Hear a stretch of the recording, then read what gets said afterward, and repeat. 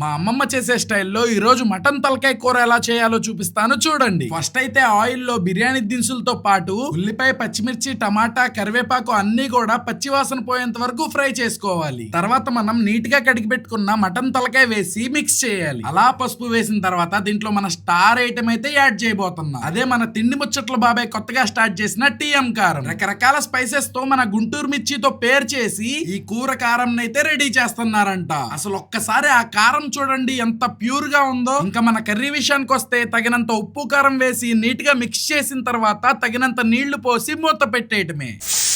ఇలా 10 విజిల్స్ వస్తే చాలు మన మటన్ తలకాయ కర్రీ అయితే రెడీ అయిపోయినట్టే. ఇదేంటి లాస్ట్ లో యాడ్ చేస్తున్నామని అడగమాకండి గురు, ఎందుకనంటే మా అమ్మమ్మ సీక్రెట్ మసాలా అని చెప్పింది. బాగా జలుబున్నప్పుడు ఇలాంటి మటన్ తలకాయ కర్రీ స్పైసీగా చేసుకుని తింటే సెట్. ఇంకా స్పైసీ అంటే గుర్తొచ్చింది, మీరు కూడా మన టీఎం కారం ఆర్డర్ చేయాలనుకుంటే స్క్రీన్ మీద అయితే నెంబర్ ఇచ్చేస్తాను, చూసుకోండి ఒకసారి. మరి ఇలాంటి మరెన్నో వీడియోస్ కోసం do follow for more Guru.